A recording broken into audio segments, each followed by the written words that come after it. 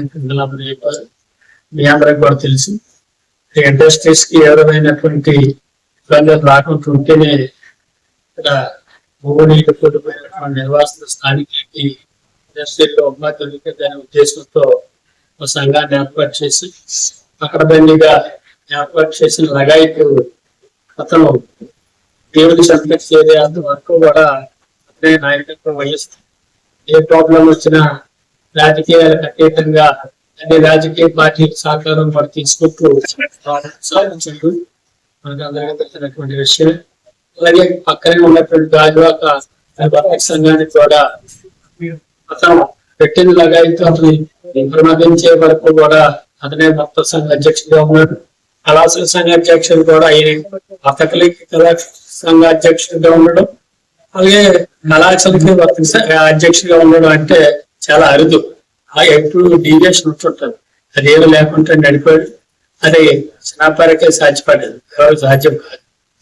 మరి ప్రజలందరికీ కూడా అను శక్తి మేరకి సహకరించి సాయం చేసి ప్రజల మనల్ని పొంది మరి చిన్న వయసులోనే దేవుని మేరకి దేవుని చెంతకు వెళ్ళినప్పటికీ అతను వారసత్వాన్ని నిలబెట్టాలని ఇవాళ చిన్నపారావు పెద్ద కుమారుడు జతీష్ రెడ్డి కూడా తండ్రి తాలూకా బాధ్యత తీసుకొని ఏ కష్టం వచ్చినా పరిష్కారం చేయడానికి మా అందరి సహకారం టైం కూడా ఎక్కువ స్పేర్ చేసి ఏ ప్రాబ్లమ్స్ కూడా అతను చేస్తున్నటువంటి సేవని కూడా పైన ఉన్నటువంటి దేవుడితో పాటు నాన్న ఆశీస్సులు కూడా ఉండి సక్రంగా ఈ మీకు న్యాయం జరిగే విధంగా ఇండస్ట్రీస్ మేనేజ్మెంట్ కానీ ఏ ప్రాబ్లమ్స్ కానీ సాల్వ్ అయ్యే విధంగా, అలాగే గాజువాకలో వర్తలకు కళాశాలకు కానీ భర్తలకు కానీ ఉన్నటువంటి ప్రాబ్లమ్స్ సాల్వ్ చేయడం కానీ సహకరించే విధంగా దేవుని ఆశీస్సులతో పాటు చిన్నప్పుడు ఆశీస్సులు కూడా ఉండాలని సందర్భంగా కోరుకుంటూ ముగిస్తున్నాం. Thank you. ఆయన ఏం చేయాలనుకున్నాడో అదే చేసి వస్తాడు. ఇక్కడ ఒకటి చెప్పి మనుషులకి అక్కడికి వెళ్ళి మేనేజ్మెంట్ ఇంకో మాట్లాడుకునే వ్యక్తిత్వం అయితే కాదు చిన్నప్పరావు. చాలా మంది ఎదురైపోతారు. రాజకీయాలు ఎదగకపోవడం అన్నది తర్వాత వ్యక్తిత్వం. కానీ మనిషి జీవితంలో ఉన్నంత వరకు ఓ మనిషి వ్యక్తిత్వం ఉండడమే అదే జీవించడం. కాబట్టి రాజకీయాల్లో నేను ఇన్ని సంవత్సరాలు చేశాను, అన్ని సంవత్సరాలు చేస్తాను చెప్పుకోవడానికి పనికొస్తుంది.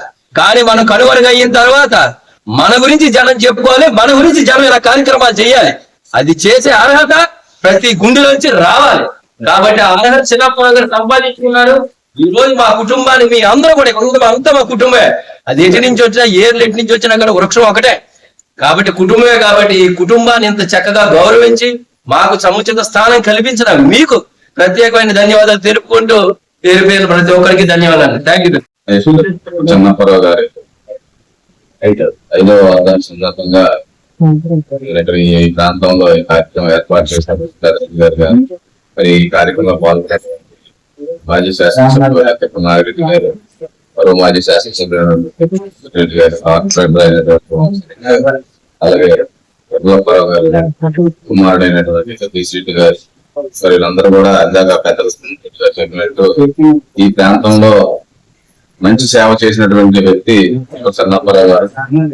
ఏదైనా పని అంటే ముందుండి ప్రజలను కాదు అధికారులు కానీ అందరూ పరిగెత్తి మరి పని చేసినటువంటి వ్యక్తి.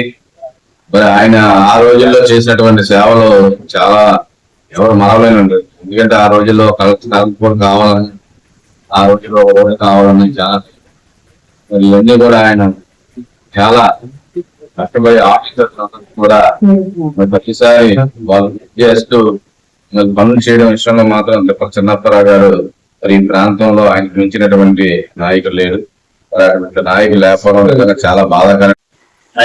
ఫస్ట్ సమాజ సేవ అభివృద్ధి చేశారు. ఆ రోజుల్లో రోజుల్లో రోడ్లు వేయించడం కానీ అదే ఆ వీధుల్లోనైతే ఈ ఇల్లు అంటుకుంటున్నాయి. అన్ని ఇల్లు దక్కించారు.